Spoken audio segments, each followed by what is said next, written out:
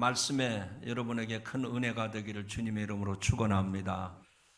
오늘 하나님께서 주신 이 본문 말씀에서 보면 이 호세아는 멸망의 징조들을 구체적으로 밝히고 그것에 대해서 경고하는 말씀이 오늘 호세아서의 말씀입니다. 이스라엘 백성들은 쾌락에 마음과 몸을 빼앗기고 우상 숭배하는 영적 간음에 빠졌기 때문입니다. 한결같은 경고에도 불구하고 계속된 음란과 우상 숭배로 인해서 결국 북이스라엘은 패망할 것입니다. 그래서 부끄러움을 당하기 전에 그렇게 망하는 길에서 속히 돌이키라, 이것이 호세아서의 말씀이고 호세아는 그 백성들에게 그것을 결단하도록 촉구하고 있는 겁니다. 자, 오늘 하나님이 우리들에게 왜 이 호세아서의 말씀을 듣게 하실까? 오늘도 우리들로 하여금 이 세상에서 저 이스라엘 백성들처럼 망하는 길로 가지 말고 결단하고 하나님 앞에 돌아서라는 내용입니다. 저는 오늘 말씀을 좀 간단하게 말씀을 드리려고 합니다. 첫 번째는 11절 12절에 보면 마음을 지키라 라고 하는 것이 호세아의 외침입니다. 호세아는 이제 북이스라엘의 행악을 더욱 구체적으로 지적하며 경고합니다. 가장 먼저 그들이 육체적인 쾌락에 마음이 빼앗겼음을 고발하고 있습니다. 모든 육체적인 쾌락은 판단과 생각을 흐트러뜨립니다. 이어서 호세아는 백성이 이방신들에게 마음을 빼앗겼음을 더불어 고발합니다. 그들이 나무에 새긴 우상에게 자문을 구하고 막대기 같은 것에 회개한 점을 치는 행위들은 오직 육적인 욕망의 마음을 빼앗겨서 영적인 판단이 흐려져 있는 결과였습니다. 잠언의 지혜자는 모든 지킬 만한 것 중에 더욱 내 마음을 지키라 했습니다. 왜 마음을 지키라고 했을까요? 그것이 생명과 직결되기 때문입니다. 그래서 우리도 이 말씀과 같이 망하지 않으려면 마음을 지키셔야 됩니다. 세상 욕망의 마음을 빼앗겨서는 안 된다는 얘기입니다. 두 번째로 호세아가 이스라엘 백성들에게 외친 선포한 말씀이 뭐냐? 몸을 지키라는 겁니다. 13절 14절의 내용이 그 내용인데, 마음을 빼앗긴 삶은 결국은 육체적인 타락으로 이어집니다. 영적으로 도덕적으로 해이해지는 것은 쾌락의 지름길로 가는 길입니다. 이스라엘의 탐욕 역시 육적 음행으로 이어졌습니다. 그들은 술에 쩔어서 산 위에 올라가 온갖 나무 사이에서 이방신을 향한 음란의 제의에 참여했습니다. 딸들이 음행하고 며느리들이 간음을 행했다고 하는 표현은 남녀노소가 모두 음란한 우상숭배에 가담해서 몸과 마음을 더럽혔음을 보여주는 말씀입니다. 몸과 마음을 빼앗긴 그들의 음란을 넘어 황폐함에 이르렀다는 사실을 이스라엘은 깨달아야 했던 겁니다. 그러나 깨닫지 못하는 백성은 망하리라 라고 호세아가 선포하고 있습니다. 그들은 스스로 멸망으로 향한다는 사실을 몰랐던 겁니다. 여러분, 이 말씀을 들을 때 여러분의 심령 상태는 어떻습니까? 몸과 마음을 지켜서 하나님을 향한 믿음에서 절대로 흔들리지 말고 그 믿음을 지켜가는 거룩한 성도, 거룩한 삶이 되기를 주님의 이름으로 축원합니다. 세 번째로 호세아가 그 이스라엘 백성들에게 선포한 말씀은 나라를 지키라는 겁니다. 오늘 본문 15절부터 19절까지가 그런 내용인데, 음란한 우상 숭배는 길갈과 베다윈, 즉 베델에 특히 만연되어 있었습니다. 선지동산 길갈과 하나님의 집 베델이 우상 숭배의 근원지였고 속이는 자의 집이 됐다는 말입니다. 이러한 타락과 우상 숭배는 부끄러움을 모르고 죄를 반복하는 악순환을 만들어 냈습니다. 주께서 그대로 내버려 두시면 망하는 것 말고는 다른 도리가 있겠습니까? 백성이 우상과 마음에 몸을 빼앗기니 이제 이 이스라엘 나라가 망하게 될 상황에 이르게 된 것입니다. 우리의 생각과 행실을 주님 앞에서 온전히 갖고 나가는 것은 나라가 무너지지 않도록 지키는 것과 다르지 않습니다. 그러므로 사랑하는 성도 여러분, 여러분은 마땅히 주님께 우리의 몸과 우리의 마음을 지켜달라고 기도하고 그런 삶을 살아가는 데 힘써야 될 줄로 믿습니다. 사랑하는 성도 여러분, 이스라엘은 멸망을 눈앞에 두고서도 부끄러운 줄을 모르고 그 일을 계속 밥 먹듯이 반복하고 있습니다. 빼앗긴 마음과 더럽혀진 육신은 그들을 우상숭배로 이끌었고 우상숭배는 다시 그 죄악을 끊임없이 반복하는 악순환이 계속되었던 것입니다. 지금 우리 대한민국과 한국 교회는 어떻습니까? 벼랑 끝에 몰려 있습니다. 아까 영상에서 보셨던 것처럼 이제 한국 교회는, 우리 대한민국은 더 이상 물러설 길이 없습니다. 이전에는 코로나로 인해서 나라의 위기, 교회의 위기를 하나님이 겪게 하셨는데 이제는 최후의 보류에 서게 되었습니다. 그것은 실제로 위기입니다. 너나 할 것 없이 우리 모두가 다 위기에 봉착했다고 이구동성으로 이야기하고 있습니다. 그러나 위기가 왔다 하더라도 그 위기를 잘 극복하면 그것이 더 좋은 축복의 기회가 될 줄로 믿습니다. 여러분, 우리들이 지금 위기를 겪고 있다고 하는 것이 구체적으로 무엇을 말하고 있습니까? 두 가지를 말씀을 드립니다. 첫 번째는 차별금지법, 더 정확히 말씀을 드리면 포괄적 차별금지법이 제정되는 이런 상황에 이르게 됐습니다.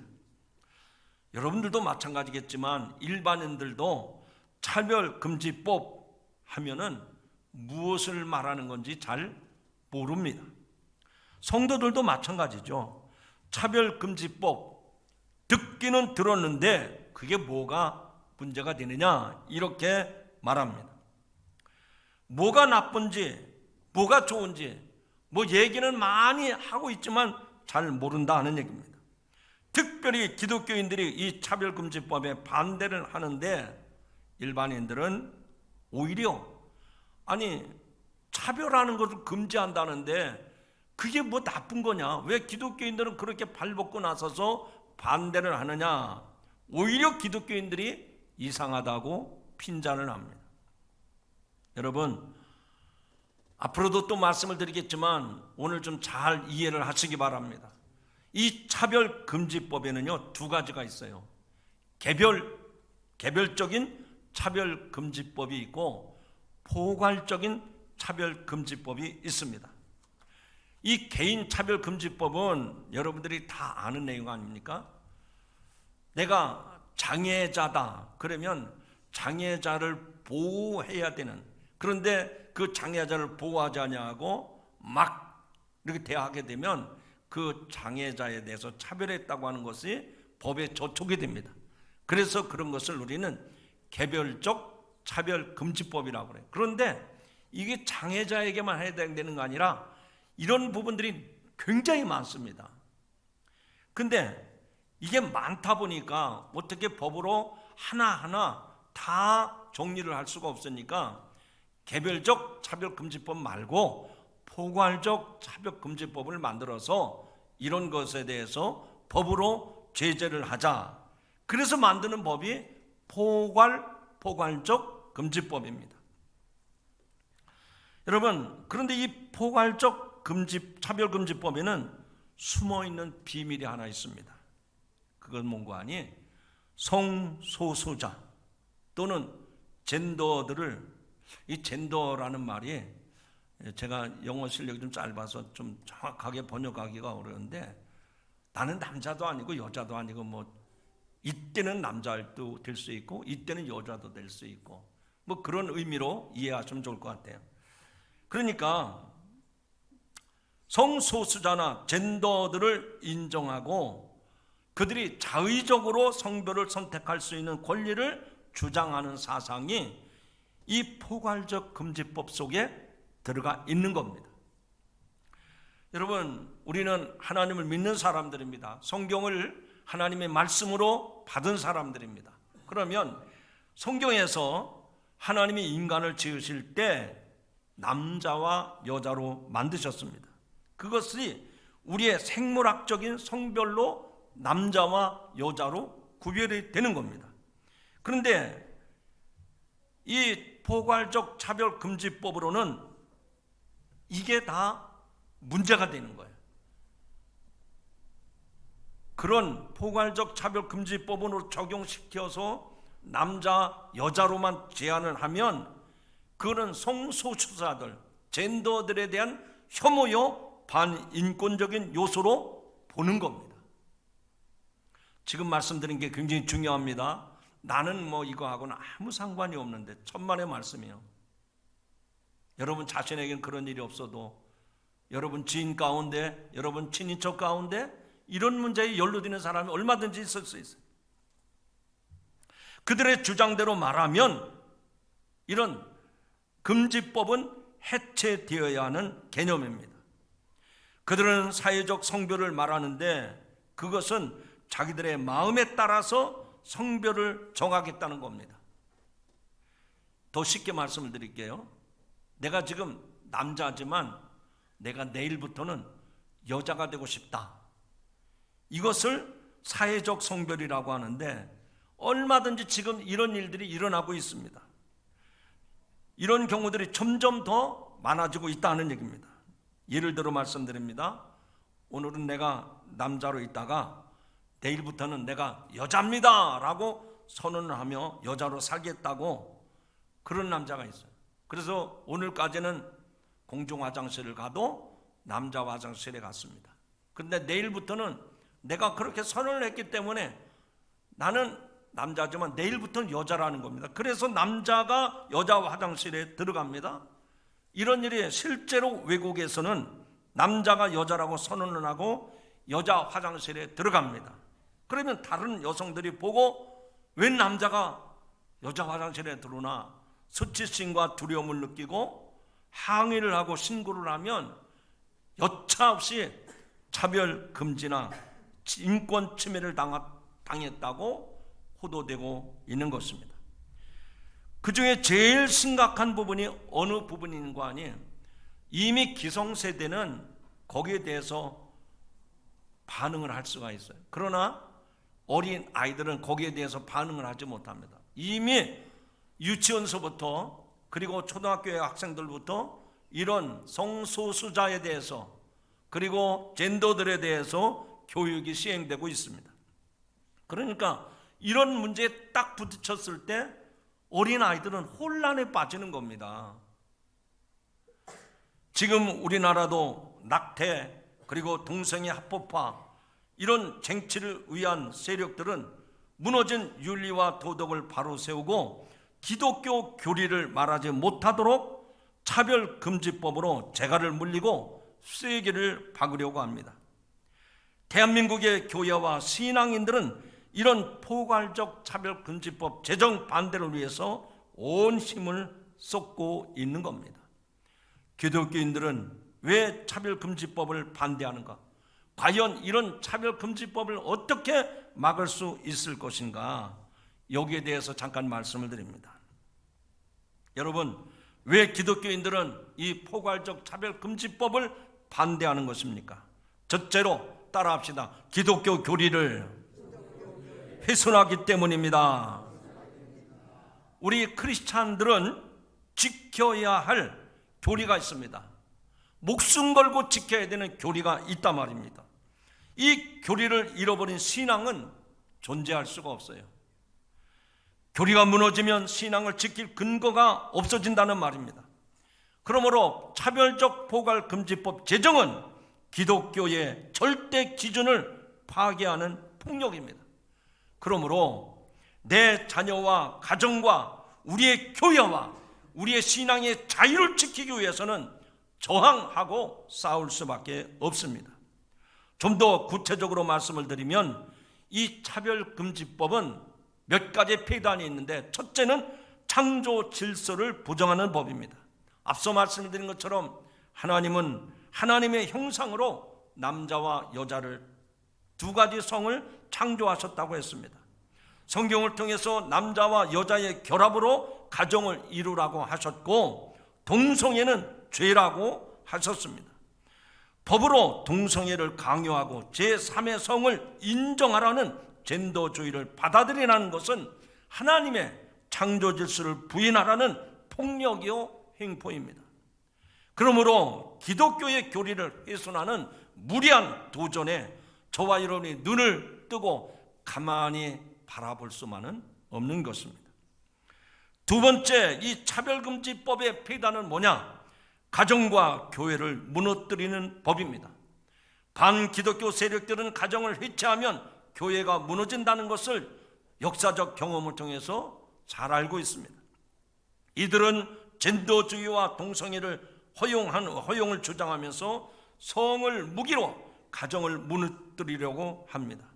이들의 주장을 받아들인 결과 아이들을 보호하고 양육할 가정이라는 울타리가 무너지게 되고, 그 결과로 교회가 이미 무너졌습니다.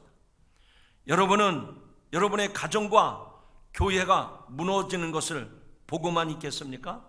절대 그럴 수가 없습니다. 우리가 세상에 어떤 좋은 조건을 제시한다 하더라도 우리의 가정과 우리의 교회가 무너지는 것은 우리의 생명이 무너지는 것과 같은 것입니다. 또 한 가지는 자녀 교육을 무너뜨리는 것이 차별금지법의 폐단입니다. 기독교의 신성한 교리를 법과 정면 충돌하게 만들고 있습니다. 자녀들이 바른 교회에 따라 자라지 못하게 만듭니다. 자녀들에게 학교 교육과 가정 교육 사이에 심한 갈등을 발생시키고 있는 겁니다. 우리의 사랑하는 자녀들에게 이런 악한 환경을 결코 물려줄 수는 없는 겁니다. 또한 포괄적 차별금지법은 표현의 자유를 억압하기 때문에 우리가 배척하는 것입니다. 헌법이 보장하고 자유민주주의의 근간인 표현의 자유를 위협하는 법입니다.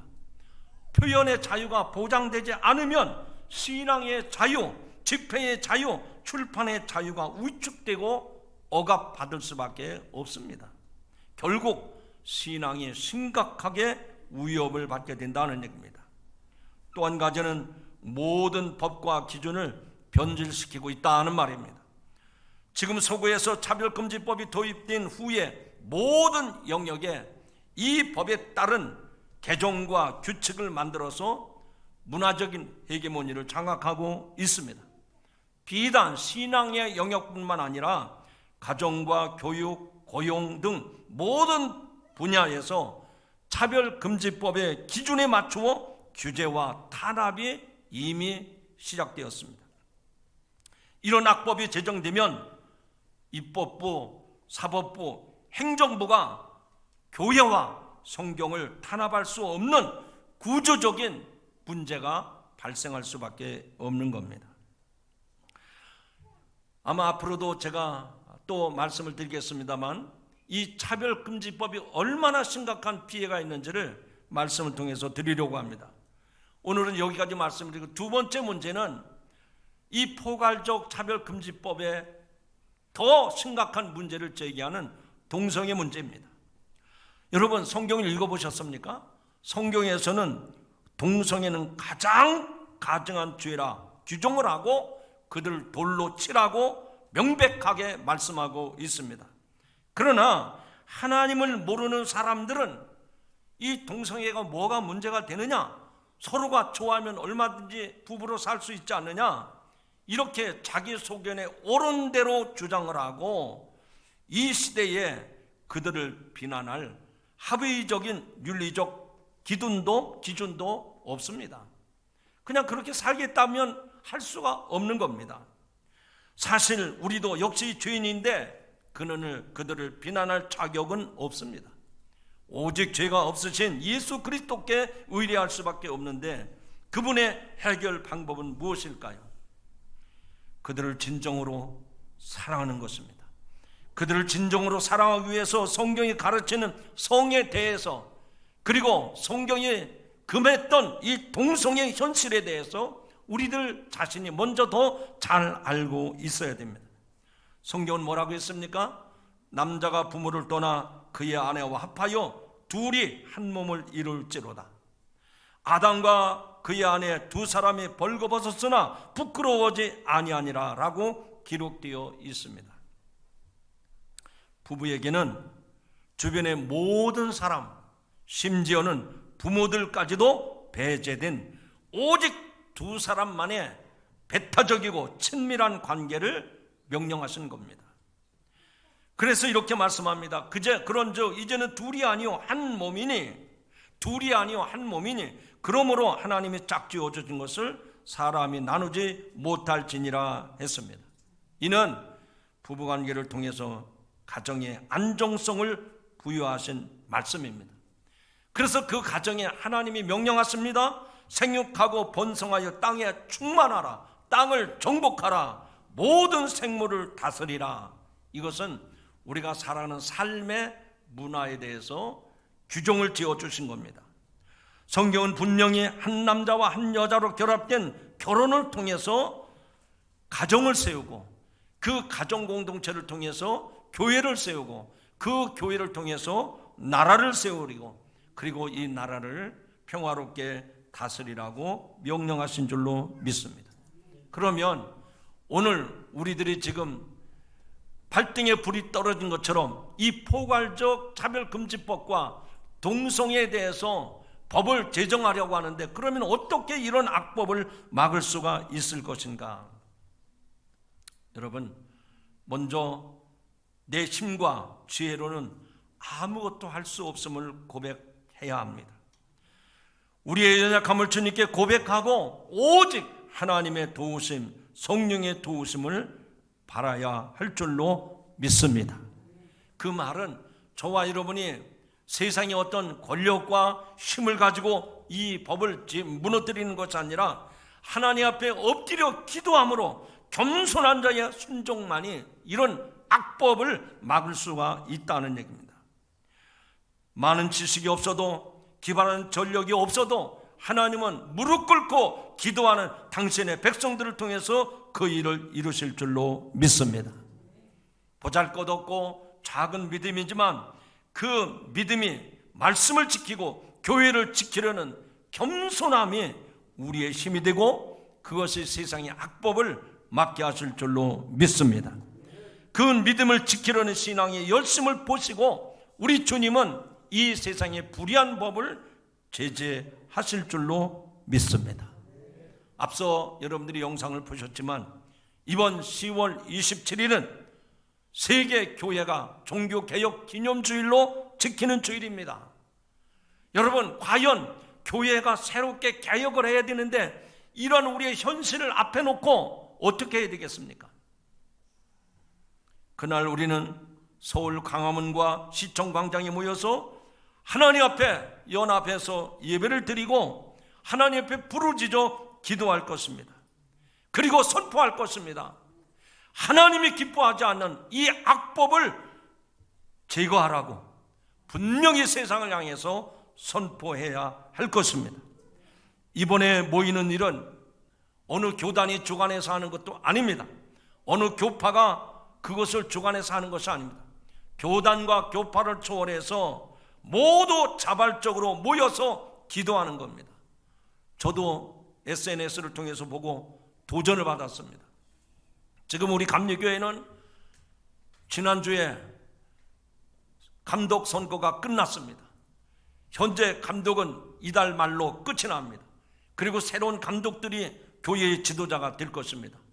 이런 어수선한 분위기에 지금 서울광장에 모여서 다 기도하고 이런 악법들을 저지하는데 하나님 앞에 매달려 기도하는데 우리들은 자리 다툼만 하고 있어요.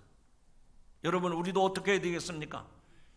그런데 어깨춤을 추고 거기에 발맞춰 가야 되겠습니까?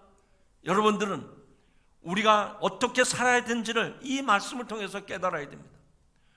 감독이 시켜서가 아니라, 감독회장이 주관해서가 아니라 우리는 자발적으로 모여서 기도하고 우리 스스로가 이런 호세아서의 말씀을 들으면서 우리가 그렇게 우상숭배, 이러한 음란 문화에 빠지지 않도록 우리의 몸과 마음을 지키기 위해서 부르짖어 기도해야 될 줄로 믿습니다.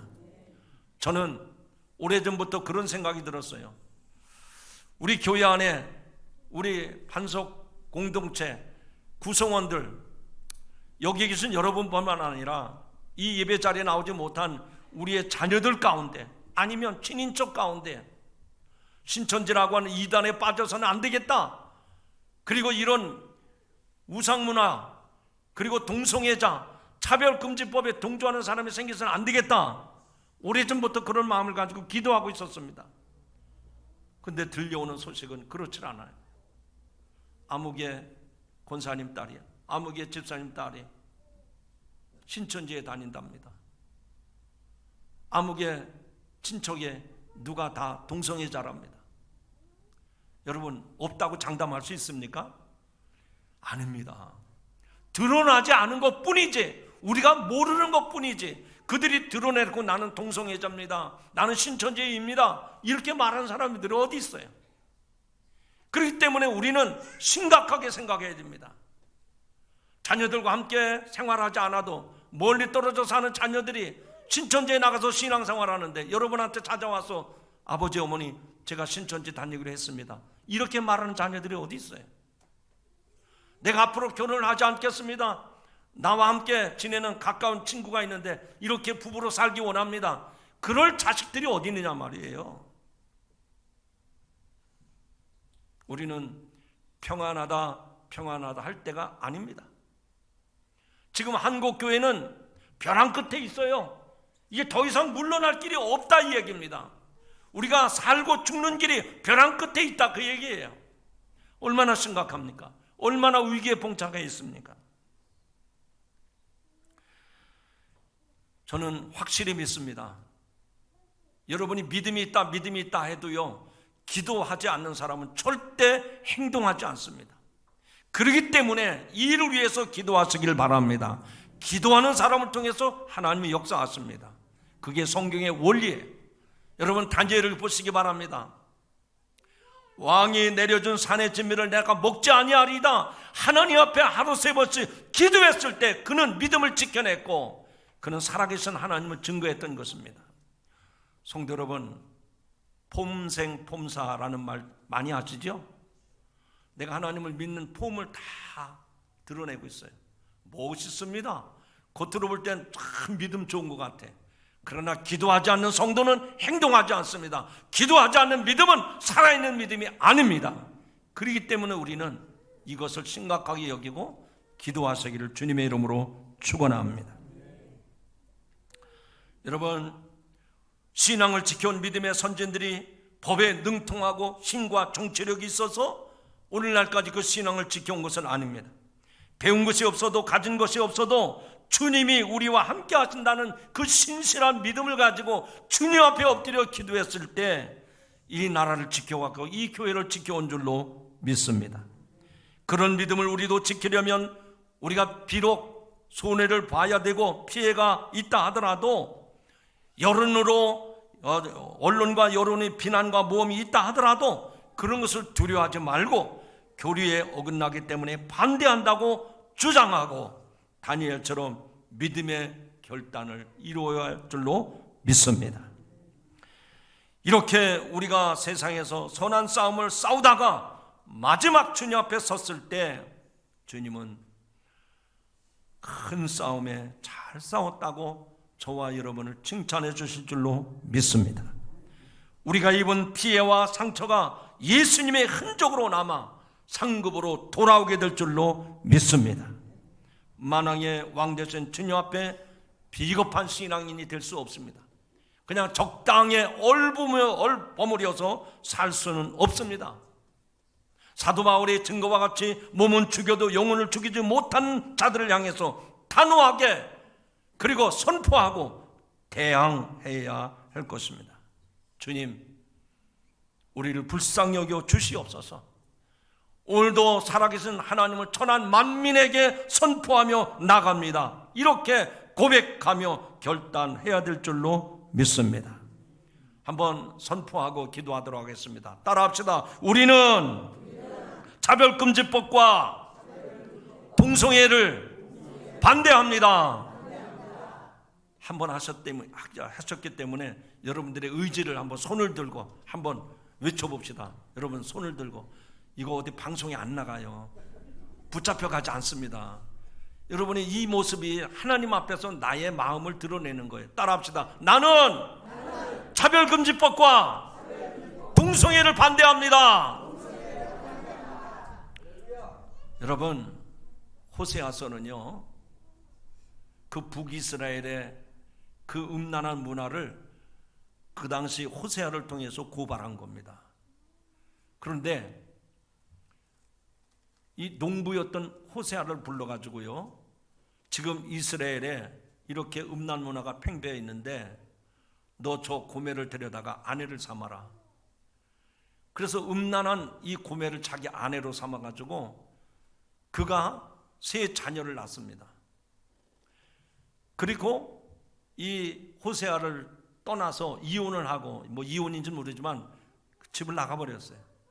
근데 호세아는 하나님의 음성을 듣고 그 아내를 용서해 줍니다. 돌아오라고.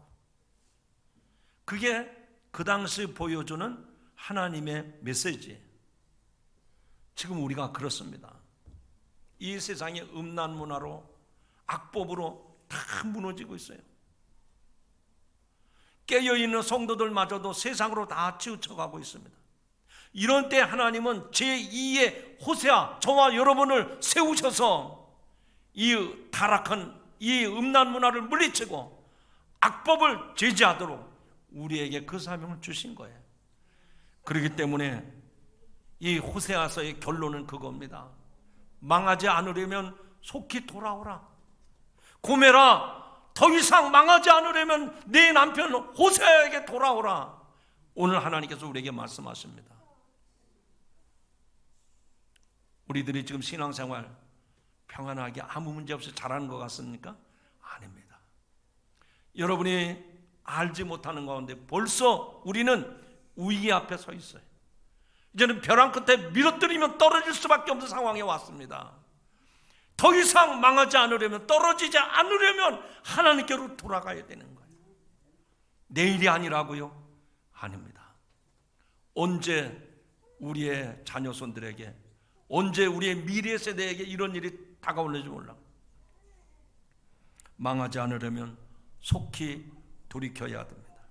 그것이 우리의 가정과 우리의 자녀와 우리의 나라, 그리고 우리가 섬기는 이 교회를 지키는 길임을 기억하시고 힘써 기도하고 깨어있는 성도가 되기를 주님의 이름으로 축원합니다. 축원합니다. 하나님 아버지, 우리가 처한 현실이 이렇게 풍전등어와 같이 위기에 봉착했습니다. 호세아 시대에 있었던 일들이 지금도 재현되고 있습니다. 우리가 알지 못하는 사이에 포괄적 차별금지법을 제정해서 여러 가지 인권 탄압이라는 미명 아래 모든 사람들이 입을 틀어막고 귀를 틀어막고 무소불위의 힘이 시행되고 있습니다. 거기에다가 동성애까지 확산되고 있습니다. 이런 일로 인하여 나라가 망하게 되었습니다. 교회가 무너지게 되었습니다. 우리의 가정이 파탄나게 되었습니다. 주님, 이 나라, 이 백성, 이 성도들을 불쌍히 여겨 주시옵소서. 호세아를 통해서 들려주신 말씀과 같이 이 현실을 보고 주님 앞에 무릎 꿇고 기도하는 성도들 되게 하여 주시옵소서. 함께 모여 부르짖어 기도하게 하여 주시옵소서. 우리가 무엇보다도 이 현실을 직시하고 우리가 이 현실을 타개할 수 있는 하나님의 도움을 구하는 성도들 되게 하옵소서. 예수님의 이름으로 기도하옵나이다. 아멘.